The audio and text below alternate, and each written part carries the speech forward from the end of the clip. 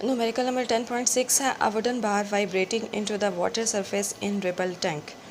एक बार है हमारे पास जो कि पानी की सतह पर वाटर सरफेस के ऊपर वाइब्रेट कर रही है, मतलब थरथराहट पैदा कर रही है। कहाँ पर? रिपल टैंक के अंदर, क्योंकि रिपल टैंक हमने जब पढ़ा था, स्टडी किया था, तो उसमें हमने क्या देखा था कि ये यूज़ ही एक ऐसी डिवाइस है जिसको हम यूज़ करते हैं वाटर वेव्स को प्रोड्यूस करवाने के लिए। तो रिपल टैंक पर कुछ वेव्स प्रोड्यूस हो रही हैं वाटर सरफेस पर, जिनकी फ्रीक्वेंसी क्या है? 12 hertz. The resulting wave has a wavelength of 3 centimetre. और जो उसके नतीजे में वेव्स प्रोड्यूस हो रही हैं उनकी वेवलेंथ कितनी है? 3 सेंटीमीटर। अब हमने यहाँ पर क्या चीज़ फाइंड आउट करनी है? हमने फाइंड आउट करनी है what is the speed of the wave. जो वेव्स वहाँ से जनरेट हो रही हैं उनकी जो स्पीड है वो हमने फाइंड आउट करनी है। तो सॉल्यूशन स्टार्ट करते हैं उन्हीं स्टेप्स को फॉलो करते हुए, जैसे कि हमने 10.5 तक न्यूमेरिकल्स को डन किया था कि 10.6 में भी हमने सबसे पहले क्या राइट करना है? Given data. गिवन डाटा में सबसे पहले हमें स्टेटमेंट में क्या दिया गया है? फ्रीक्वेंसी दी गई है।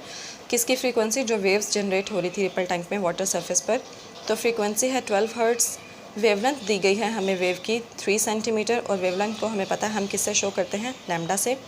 अब वेवलेंथ जो है हमारे पास उसका यूनिट मीटर है, हम उसे मीटर में मेजर करते हैं। तो इस सेंटीमीटर को हमने मीटर में चेंज करना है। हमें पता है कि सेंटीमीटर को जब हमने मीटर में चेंज करना होता है तो हम 100 से डिवाइड करते हैं। तो 3 को जब हमने 100 से डिवाइड किया तो क्या आंसर आ गया? 0.03 मीटर। उसके बाद रिक्वायर्ड क्या है? मतलब हमें क्या चीज़ फाइंड आउट करने के लिए कहा जा रहा है? Speed of the wave. और स्पीड को हम किससे शो करते हैं? v से। अब हम फार्मूला राइट करेंगे कि कौन सा फार्मूला हम यहाँ पर यूज़ करेंगे गिवन डाटा के और रिक्वायरमेंट के अकॉर्डिंग। फार्मूला हमने पढ़ा था v equals to F lambda. Simple हम क्या करेंगे? इस फार्मूले में वैल्यूज़ को पुट कर देंगे। v इक्वल्स टू एफ़ की वैल्यू हमारे पास गिवन है 12 हर्ट्ज़। फ्रीक्वेंसी वो हमने यहाँ पर पुट कर दी। लैम्डा की वैल्यू भी हमारे पास गिवन है 0.03 मीटर, वो हमने यहाँ पर पुट कर दी। दोनों का जब हमने मल्टीप्लाई किया तो हमारे पास क्या आंसर आ गया? 0.36 मीटर पर सेकेंड। और ये v क्या आ गया हमारे पास एंड पर? स्पीड ऑफ वेव, जो कि हमें फाइंड आउट करने के लिए कहा गया था। नेक्स्ट है numerical number 10.7। A transverse wave produce on a spring has a frequency of 190 hertz and travels along the length of the spring of 90 metre in 0.5 second. मतलब ट्रांसवर्स वेव है जो प्रोड्यूस हो रही है एक स्प्रिंग पर पैदा हो रही है, बन रही है, जनरेट हो रही है, कुछ भी कह सकते हैं। तो उसकी फ्रीक्वेंसी कितनी है? 190 हर्ट्ज़। और जो लेंथ है उस स्प्रिंग की वो 90 मीटर है। और जो वेव्स प्रोड्यूस हो रही हैं उनका जो टाइम ड्यूरेशन है वो कितना है? कितने टाइम्स में वो जनरेट हो रही हैं? 0.5 सेकेंड। तो हमने क्या चीज़ फाइंड आउट करनी है? हमने 3 चीज़ें फाइंड आउट करनी है कि what is the period of the wave. उस वेव का पीरियड मतलब टाइम पीरियड क्या है? What is the speed of the wave, और उस वेव की स्पीड कितनी है? What is the wavelength of the wave, और वो जो वेव प्रोड्यूस हो रही है उसकी वेवलेंथ कितनी है? ये 3 चीज़ें हमने इसमें फाइंड आउट करनी है। अब इनका सोल्यूशन स्टार्ट करते हैं। सबसे पहले हम गिवन डाटा राइट करेंगे। तो गिवन डाटा में हमें फ्रीक्वेंसी गिवन है 190 हर्ट्ज़, लेंथ गिवन है, लेंथ भी कह सकते हैं, डिस्टेंस भी कह सकते हैं, जो कि स्प्रिंग ने कवर किया था 90 मीटर। टाइम जो है वो कितना है? 0.5 सेकेंड। और रिक्वायरमेंट हमारी क्या है कि हमें क्या चीज़ फाइंड आउट करनी है? 3 चीज़ें हमें फाइंड आउट करनी है। Time period of wave find out करना है, speed of wave find out करनी है, और wavelength of wave find out करनी है। तो इसके लिए जो हम फार्मूला यूज़ करेंगे, एक्सपेक्टेड जो भी हमने स्टडी किए हुए हैं, जो हम प्रीवियस न्यूमेरिकल्स में भी यूज़ कर चुके हैं, सेम वही फार्मूलाज हैं, कोई डिफरेंट नहीं है। t इक्वल्स टू 1/f, यानी कि जो टाइम पीरियड और फ्रीक्वेंसी है ये एक दूसरे के ऑपोजिट हैं, इन्वर्स प्रोसेस हैं। इसी तरह से v equals to F lambda. तो ये फार्मूला भी हमने स्टडी किया है, v इक्वल्स टू d/t। अब ये जो d/t ये वाला फार्मूला कहाँ से आया? 9th क्लास में याद करें एक फार्मूला आपने पढ़ा हुआ है S इक्वल्स टू VT, जो कि हम किसी भी चीज़ की गहराई मालूम करने के लिए फ़ाइंड आउट करते थे। 9th क्लास में जो हमने न्यूमेरिकल प्रॉब्लम सॉल्व किए थे उनमें हमने इस फार्मूले को यूज़ किया था समंदर की गहराई मालूम करने के लिए, ठीक है। तो यहाँ पर S जो है वो बेसिकली हमने क्या पढ़ा था कि किसको शो करता है? डिस्टेंस को शो कर रहा है। तो आप यहाँ पर S ले लें या आप यहाँ पर D ले लें या आप यहाँ पर L ले लें, एक ही बात है, ठीक है। मतलब ये कि डिस्टेंस ही शो हो रहा है इन तीनों कंडीशंस में। जैसे यहाँ पर हमारे पास हमें डिस्टेंस जो है वो इस प्रॉब्लम में हमें लेंथ की शक्ल में दिया गया कि जो लेंथ कवर हो रही है स्प्रिंग से वो कितनी है? 90 मीटर। तो हम यहाँ पर इस टर्म को L यूज़ करेंगे, ठीक है। तो यहाँ पर देखें d इक्वल्स टू VT, इस S की जगह पर हमने डिस्टेंस टाइप कर लिया। उसके बाद अगर हमें V की वैल्यू को फाइंड आउट करना है तो V को हम यहीं पर रहने देंगे। T यहाँ पर V के साथ मल्टीप्लाई हो रहा है, दूसरी साइड पर जाकर डिवाइड हो जाएगा, तो हमारा फार्मूला कुछ इस शेप पे बन जाएगा, ठीक है। तो ये थी इस फार्मूले की हिस्ट्री कि ये किस तरह से हमने ये फार्मूला जनरेट किया है। अपने गिवन डाटा के अकॉर्डिंग। अब जो चीज़ें हमने फाइंड आउट करनी थी, 3 चीज़ें फाइंड करनी थी, तो हम वन बाय वन उनको फाइंड आउट करेंगे। सबसे पहले टाइम पीरियड है, तो टाइम पीरियड का फार्मूला हमारे पास क्या है, t is equals to 1/f। तो f की वैल्यू हमारे पास गिवन थी 190 हर्ट्ज़, जो कि हमने यहाँ पर यूज़ की 1/190। तो जब हमने 1 और 190 को डिवाइड किया तो हमारे पास आंसर क्या आ गया, 0.005। अब यहाँ पर देखें, राउंड ऑफ का कॉन्सेप्ट है जो छोटी क्लासेस से हम लोग पढ़ते आ रहे हैं, और ये मैथ्स का कॉन्सेप्ट है बेसिकली। तो जब हम राउंड ऑफ करते हैं जिस भी प्लेस को, फॉर एग्जांपल अब यहाँ से मैंने डेसिमल के बाद, पॉइंट के बाद सेकंड प्लेस को राउंड ऑफ करना है, ठीक है। सेकंड प्लेस का मतलब क्या होता है, पॉइंट के बाद 1 और 2 सेकंड नंबर वाला डिजिट। जब मैं इस ज़ीरो को राउंड ऑफ करूँगी तो इसको राउंड करने के लिए मुझे नेक्स्ट डिजिट को देखना पड़ेगा। और राउंड ऑफ करने का क्या रूल हमने पढ़ा हुआ है कि नेक्स्ट डिजिट अगर 5 या 5 से बड़ा होगा तो हम क्या करेंगे, इस डिजिट में जिसको हमें राउंड ऑफ करना है हम 1 को प्लस कर देंगे, ठीक है। तो जब ज़ीरो में हम 1 प्लस करेंगे तो क्या आ जाएगा, 1।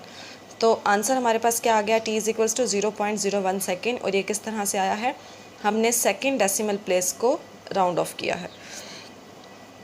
उसके बाद सेकेंड नंबर पर हमने क्या चीज़ फाइंड करनी थी, स्पीड ऑफ वेव। तो इसके लिए v is equals to d/t, जो कि हमने यहाँ पर अपना फार्मूला जनरेट किया था, v is equals to d/t। d की वैल्यू यहाँ पर हमने पुट की 90/t की वैल्यू हमने पुट की 0.5। जब दोनों को डिवाइड किया तो क्या आ गया, 180 मीटर पर सेकेंड। और स्पीड फाइंड की है, इसलिए यहाँ पर यूनिट क्या आएगा, मीटर पर सेकेंड। यहाँ पर टाइम था इसलिए यूनिट क्या था, सेकेंड। और थर्ड चीज़ हमें क्या फाइंड आउट करनी है, wavelength, v is equals to f lambda. Lambda की वैल्यू हमें फाइंड करनी है, तो f यहाँ मल्टीप्लाई हो रहा है, दूसरी साइड पर जाकर डिवाइड हो जाएगा। और यहाँ पर सिंपल हमने क्या करना है, वैल्यूज़ पुट कर, ये डाटा में गिवन नहीं थी जो कि हमने फाइंड आउट की है, वो यहाँ पर यूज़ करेंगे, डिवाइडेड बाय f की हमारे पास वैल्यू गिवन थी, फ्रीक्वेंसी 190 हर्ट्ज़।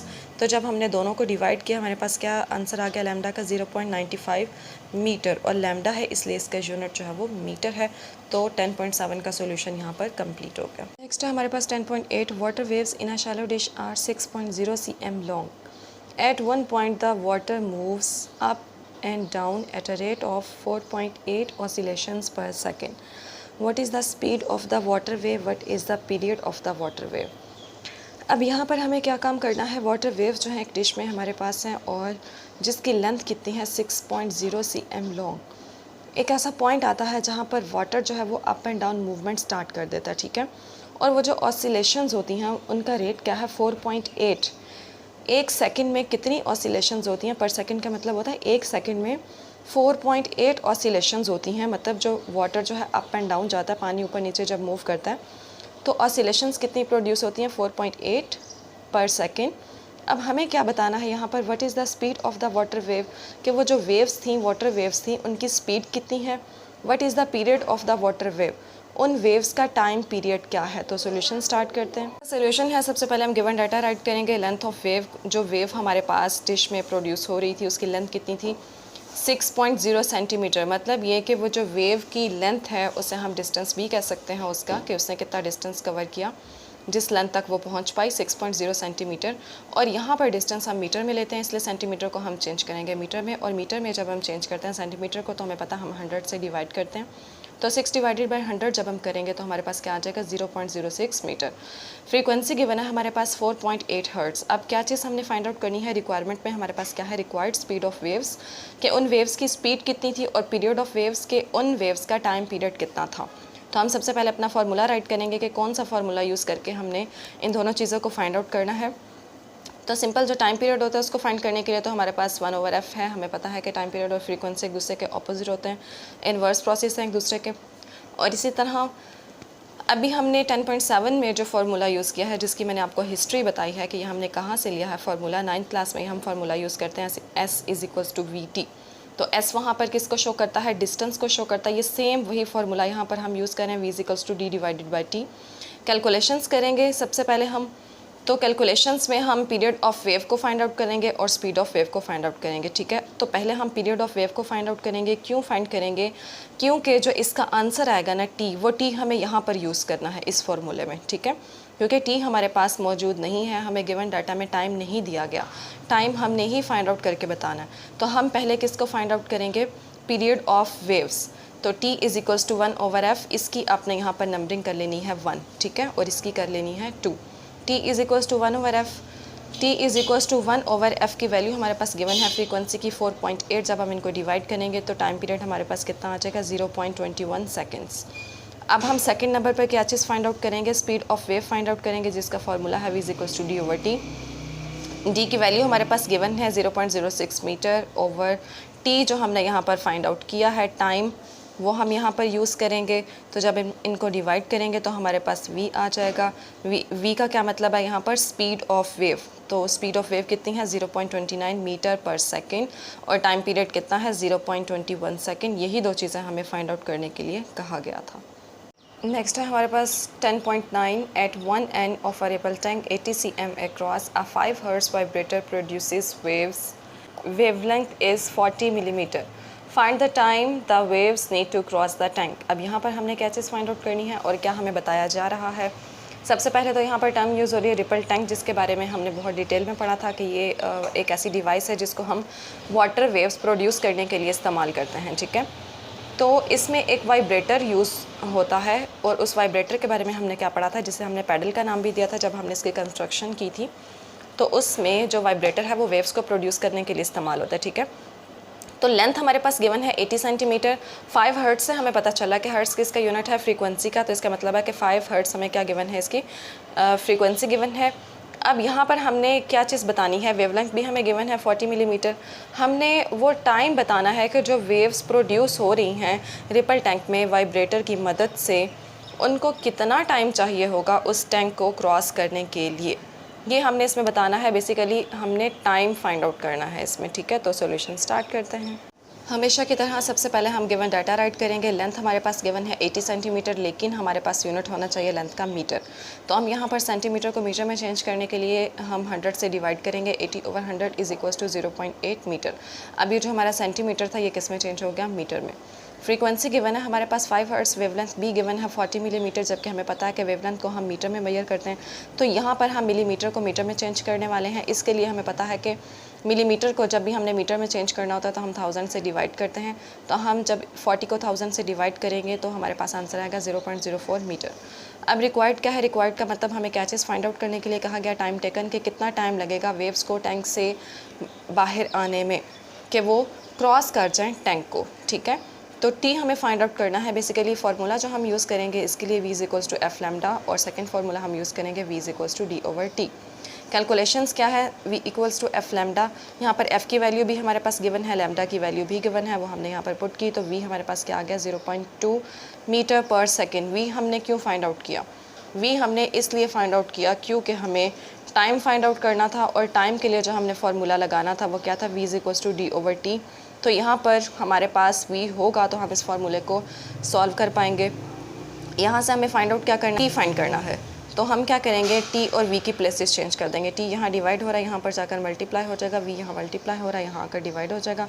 तो हमारा फार्मूला रीअरेंज होने के बाद बन गया t is equals to d/v।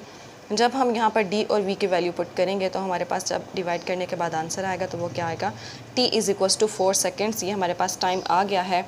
कौन सा टाइम, जो कि हमने फाइंड आउट करना था कि वेव्स जो हैं वो टैंक को क्रॉस करने के लिए कितना टाइम यूज़ करती हैं, ठीक है। तो वो टाइम हमारे पास कितना आ गया, 4 सेकेंड। बस last numerical 10.10, what is the wavelength of radio waves transmitted by FM station at 90 megahertz where 1 m is equals to 10 raised to power 6 and speed of radio wave is 3 into 10 raised to power 8 meter per second। अब यहाँ पर हमें क्या बताया जा रहा है कि हमने जो फाइंड आउट करना है वो क्या है, हमने वेवलेंथ फाइंड करनी है। व्हाट इज़ द वेवलेंथ का मतलब यह है कि वेवलेंथ क्या होगी, वेवलेंथ बताएं किसकी, ऑफ रेडियो वेव्स। जो वेव्स आ रही हैं हमारे पास, रेडियो वेव्स आ रही हैं, वो कहाँ से ट्रांसमिट हो रही हैं, ट्रांसमिटेड बाय, ट्रांसमिट का मतलब है कहाँ से निकल रही हैं, कहाँ से निकल कर हम तक पहुँच रही हैं, by an FM station, FM station से वो निकल कर हम तक पहुँच रही हैं, ठीक है। और 90 मेगाहर्ट्ज़ उनकी क्या है, फ्रीक्वेंसी है। जबकि यहाँ पर मेगा की वैल्यू हमें दे दी गई है 1 m is equals to 10 raise to power 6, और जो स्पीड ऑफ वेव है वो कितनी है, 3 into 10 raise to power 8 metre per second. तो सिंपल सा काम हमने क्या करना है, यहाँ पर हमने वेवलेंथ को फाइंड आउट करना है। तो सॉल्यूशन करते हैं स्टार्ट। का सॉल्यूशन है, हमारे पास गिवन डाटा में फ्रीक्वेंसी हमारे पास दी हुई थी 90 मेगाहर्ट्ज़, लेकिन अब जो फ्रीक्वेंसी है उसका यूनिट तो हमारे पास हर्ट्ज़ है, ये मेगाहर्ट्ज़ तो नहीं है। तो मेगा की वैल्यू हमें स्टेटमेंट में ही दी गई है 10⁻⁶। तो हम यहाँ पर मेगा की जगह पर उसकी वैल्यू पुट करेंगे 10⁻⁶। तो बाकी हमारे पास क्या बच जाएगा, ओनली हर्ट्ज़, जो कि फ्रीक्वेंसी का यूनिट है। ठीक है, तो मेगा हमें यहाँ पर नहीं चाहिए, हमें तो सिर्फ फ्रीक्वेंसी का यूनिट हमें पता है कि हम हर्ट्ज़ में ही इसको मेजर करते हैं। तो 90 मल्टीप्लाई 10⁻⁶, ये 10⁻⁶ मैं फिर से बता देती हूँ कि कहाँ से आया। ये जो मेगा है 1m is equal to 10⁻⁶ hertz, ये स्टेटमेंट में अभी हमने स्टडी किया है। तो यहाँ पर मेगा की वैल्यू हमने लगा दी। अब याद करें 9th क्लास में जो 3.1 एक्सरसाइज में हमने साइंटिफिक नोटेशन और ऑर्डिनरी नोटेशन के मेथड्स पढ़े थे, यहाँ पर वही कॉन्सेप्ट यूज़ होगा। ये जो ज़ीरो है यहाँ पर, मतलब ये कि 9 में 10s और 1s को हमने सेपरेट कर देना। 9 मल्टीप्लाई 10 पावर 1, ये जो इसमें 10 था उसको हमने सेपरेट कर दिया। ठीक है, 10 मल्टीप्लाई 9 करें तो भी 90 ही बनता है। ठीक है, साइंटिफिक नोटेशन के मेथड के मुताबिक ज़ीरो हमने साइड पर कर दिया और जो नंबर था कांस्टेंट वो हमने साइड पर कर दिया 10⁻⁶ साइड पर। अब हमने इस 10 को क्यों साइड पर किया था, क्योंकि बेसिस सेम हो तो पार्ट्स ऐड हो जाती हैं। तो 1 + 6 करेंगे तो 10 की पावर क्या बन जाएगी, 7। 9 मल्टीप्लाई 10⁻⁷ हर्ट्ज़। ये काम हमने सारा क्यों किया है, ये हमने अपनी फ्रीक्वेंसी को मेगा हर्ट्ज़ से हर्ट्ज़ में चेंज किया है। ठीक है, उसके बाद स्पीड हमारे पास गिवन है v = 3 × 10⁸ metre per second. Required क्या है, वेवलेंथ को हमने फाइंड आउट करना है और वेवलेंथ को हम लैम्डा कहते हैं।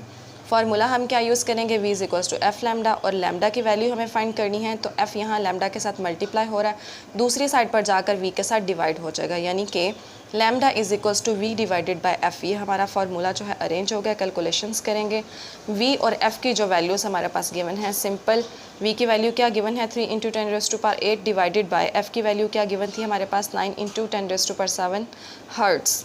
तो जब हम इनको सॉल्व करेंगे लॉज ऑफ एक्सपोनेंट्स के मुताबिक, जो सेम नंबर्स होते हैं हमारे पास, तो हम जब डिनोमिनेटर से कोई नंबर ऊपर लेकर जाते हैं तो उसकी पार का साइन चेंज हो जाता है। तो हमने वही लॉ ऑफ एक्सपोनेंट को यहाँ पर यूज़ किया है। 3 और 9 की कैंसिलेशन हो रही है। 3 के टेबल पर 3 × 1 = 3, 3 × 3 = 9, और यहाँ पर 8 - 7 करेंगे तो 1 बच जाएगा। 10 की पावर 1 भी 10 ही होता है, तो 10 डिवाइडेड बाय 3 जब हम इसको डिवाइड करेंगे तो हमारे पास लैम्डा का आंसर क्या आ जाएगा, 3.33 m। m क्या है, मीटर, जो कि लैम्डा का वेवलेंथ का यूनिट है। तो यहाँ तक हमारा जो 10.10 का सॉल्यूशन था वो कंप्लीट हो गया।